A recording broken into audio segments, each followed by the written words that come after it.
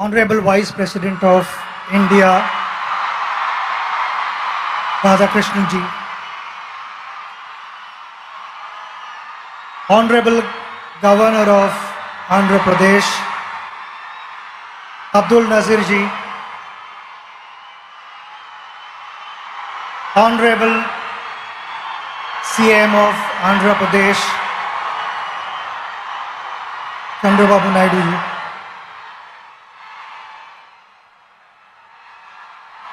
Venkaiah Naidu ji is also here, dignitaries on the dais, ladies and gentlemen, all my friends, brothers and sisters, Namaskar. It's a special day and I'm so happy to be here to be sharing these moments with you. My father came from a very, very humble background, had a challenging life because the pockets were not deep. We stayed in 2 rooms in a chawl, which was a kitchen cum bedroom and a living room cum bedroom. And why I'm saying this is because my father was extremely passionate about academics. He became a professor, he also was a poet, and he continued to chase his dream. He did not have the best of facilities, but he made the best of what he had. So in those 2 rooms, he found a corner and stood first in BA and MA and won a gold medal. When I was growing up and I watched him, he was extremely gentle, extremely patient with me. So whatever mistakes I made as a child, I was convinced, he explained to me and I got convinced. It was never that he tried to correct me forcibly. And that created a huge positive impact on me. I learned so many things from him. He was extremely patient. And why I say this? Because when I started playing for India, I bought my own car. I used to love to listen to good music. And most of the times it used to be loud music in the car while I was driving. And my father would be seated next to me reading his book. Never once did he tell me, reduce the volume, I want to read the book. He was focused and the outside noise did not matter to him. And that's something that I learned from him. Being a good person, it's a practice that every morning you wake up and you remind yourself that you are going to behave in a particular way, which is, I feel, kind of conveys how your parents have brought you up. And that is something which I will always carry for the rest of my life because that's the impression my father left with me. Awesome, sir. Sachin sir, in both academics and sports, students today face immense pressure to perform. From your experience, how do you deal with this pressure? Pressure is on everyone at every level. You meet any individual in this room, we will have pressure. There are 2 types of pressures. One is external and one is internal pressure. External pressure is all about what the world is saying about you. I think in today's world, when social media is so active, people want to know what is being said about myself.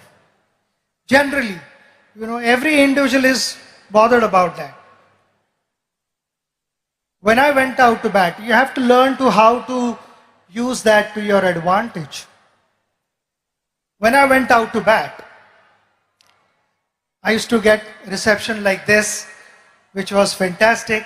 Sometimes it was overwhelming. Sometimes I felt I was not in the frame of mind to start my innings. I just needed that break. I needed the crowd to settle down a bit. So those were the occasions where I would remove my shoelace or remove the strap of my leg guard, or someone would be moving on top of the side screen. I would settle the crowd down, make sure that those 22 yards belong to me, and then started my innings. It is like a ship sailing through water to get to its destination.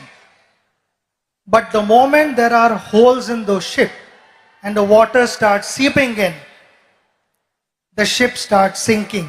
And that is exactly what I'm trying to tell you, that external pressures will be there. You need to shut off. You need to stay focused on what you want to achieve in life.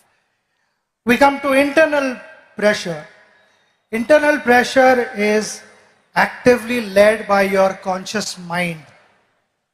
When your conscious mind is moving ahead of the moment, it starts putting multiple scenarios in your head which are imaginary. Failure, consequences, disappointments, and all these things, they kind of freeze you. They increase the pressure.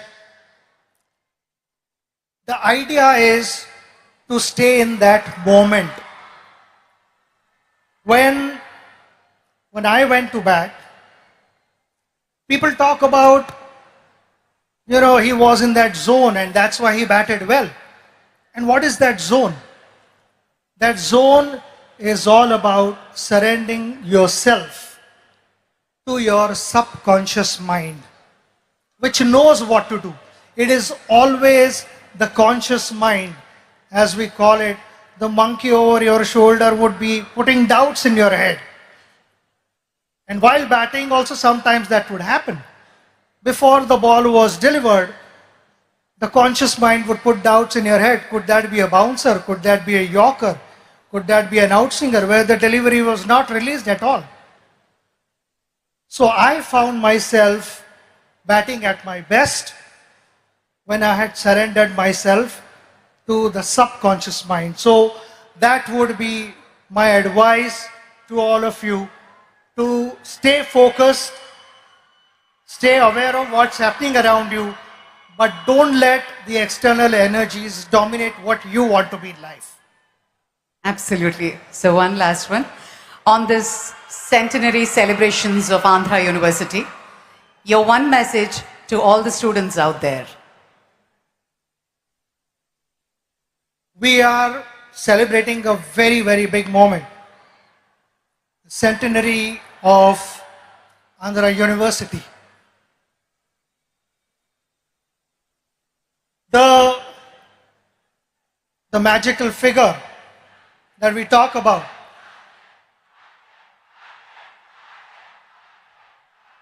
happened with the contribution of many. The teachers who taught for decades.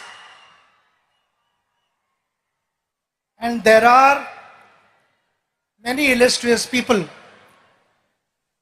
who have been able to shape our country, who have to give a new meaning to the youth of India, who have guided them. And all these things would never have happened without the guidance of all those teachers who imparted knowledge with a lot of humility and integrity. But those were the last 100 years. With impeccable reputation of the university, the responsibility lies on the next generation and generations to follow. Now, how do you, with such impeccable reputation, please understand that the expectations are going to be high. And if the expectations are high, the responsibility automatically increases. I want to take this opportunity to wish you the very best of luck, because I know my father, being a professor, how committed he was and what gave him the most satisfaction when he got to hear good things about his students. I personally felt that was his greatest return gift. And so would be the teachers of this university. At the pace that the world is moving, there will be a lot of innovations. Plenty of things would be expected of you in different spheres of life. My simple message to you, which I followed throughout my journey, was we all want to be successful. Success never happens overnight. It takes time. We have to be patient and follow the right path. While doing so, while chasing your dream, don't cut corners and find shortcuts and compromise values. That is going to be extremely important for our country to move forward and for you to set examples for the next generation. I again want to thank you for having me here and giving me this opportunity to spend this wonderful moment, which I will cherish in my life. And the love and the affection that you have showered upon me will always stay in my heart. It is priceless for me. So thank you very much. Namaskaram and God bless you all. Ladies and gentlemen, that was Bharat.